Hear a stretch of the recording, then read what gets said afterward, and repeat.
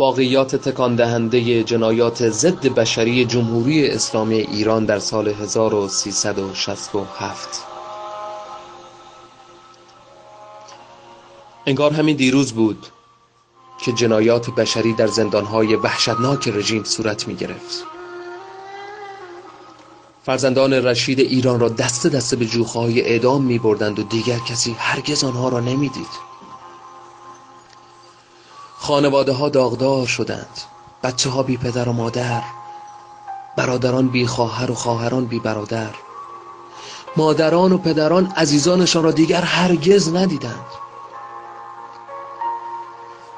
سران جمهوری اسلامی با برنامه‌ای از پیش تعیین شده به رهبری آیت الله خمینی با بیرحمی تمام دستور قتل عام زندانیان سیاسی را صادر کرده و به همراه عوامل اجرایی خود مرتکب جنایات بشری شدند و هزاران زندانی را در دادگاه‌های اسلامی با نام کمیته‌های مرگ به شهادت رساندند.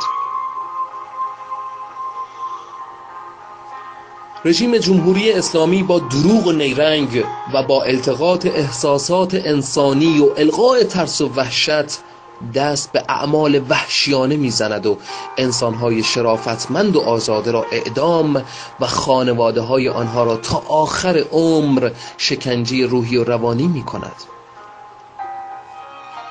من یکی از بازماندگان اعدام های سال 67 هستم. بعد از رهایی از زندان در سال 68 با پدر دو قربانی کشتار دست جمعی 67 ملاقات کردم. دو قربانی به نام نصرالله امامی متولد سال 1339 و هدایت امامی متولد 1341. پدر از داستان اعدام پسرانش برایم میگوید. نصرالله و هدایت در سال 62 به اتهام طرفداری از مجاهدین در ابهر دستگیر و بعد از گذراندن زندان در سال 64 از زندان مرکزی سپاه در شهر زنجان آزاد شدند. بعد از ممانعت رژیم از ادامه تحصیل آنها در دانشگاه، فروشگاهی را اندازی کردیم تا روزگار بگذرانند. در سال 67 در اوج دوران اعدام‌های دست جمعی رژیم، آنها نیز احضار و در زندان زنجان اعدام شدند. در اولین ملاقات با آقای امامی پدر قربانیان با چهره بسیار مهربانی روبرو شدم. او با کوله‌باری از درد و رنج سرگذشت پسرانش را تعریف کرد. چهرهش برافروخته شد و اشک در چشمانش حلقه زد. او را کاملا درک می کردم. هر دومان چند لحظه سکوت کردیم. سپس او ادامه داد، گفت حال روز مرا میبینی؟ من که بسیار متأثر شده بودم گفتم بله کاملا درک میکنم.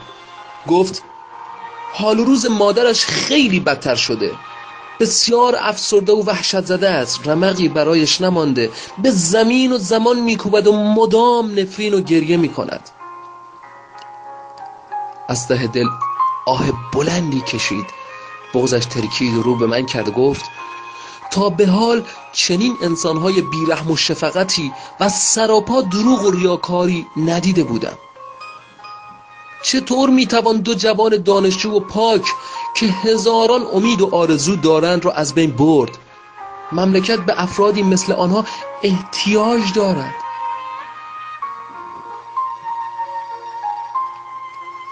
حکومت اسلامی این چنین ریاکاران بچه های ما را گرفت و بعد از مدتی فقط لباس های آنها را تحویل ما داد. از گفته های آقای امامی بسیار متأثر شدم. پرسیدم چرا میگویید ریاکارانه؟ لرزه بر اندامش افتاد. کینه و نفرت تمام وجودش را گرفت، حسی فراتر از درد از دست دادن فرزندان. گفت آنها مدتها پیش از زندان آزاد شده بودند. بعد از آزادی از زندان دیگر آنها را به دانشگاه همراه ندادند. کمک کردیم کاری برایشان دست و پا کنیم تا زندگی روزمره خودشان را بگذرانند. یک روز، دقیقا یادم نیست چه روزی، نیروهای اطلاعاتی سپاه به خانه ما آمدند. گفتند نصرالله و هدایت باید خودشان را به دادستانی انقلاب معرفی کنند. من از آنها پرسیدم پسرانم برای چه خود را معرفی کنند.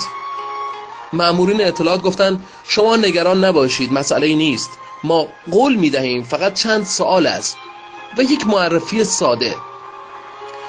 نصرالله را که در خانه بود با خود بردند و گفتند ما نصرالله را با خود میبریم و منتظر میمانیم تا پسر دیگرت هم خودش را معرفی کند، بعد هر دو را دوباره به خانه برمیگردانیم.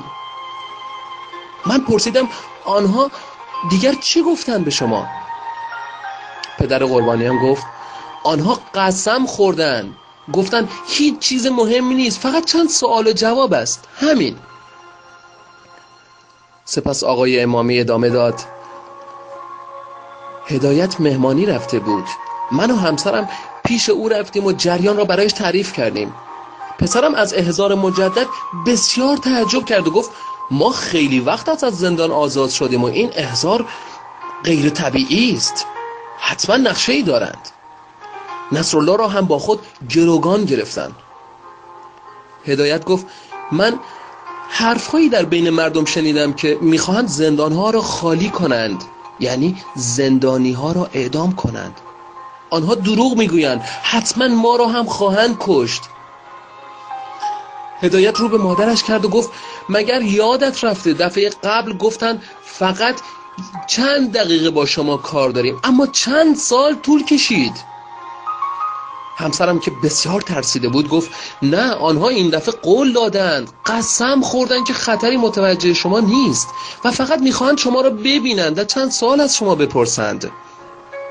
هدایت گفت آنها دروغ میگویند، ولی چون شما اصرار دارید من با شما میایم. آقای امامی با صدای لرزان گفت ما او را با خود بردیم و معرفی کردیم. بعد از ساعتها انتظار پاسداران گفتند شما با خیال راحت بروید خانه، ما خودمان آنها را میفرستیم. اما از برگشت فرزندانم خبری نشد تا اینکه یک روز فقط لباسهایشان را تحویل ما دادند.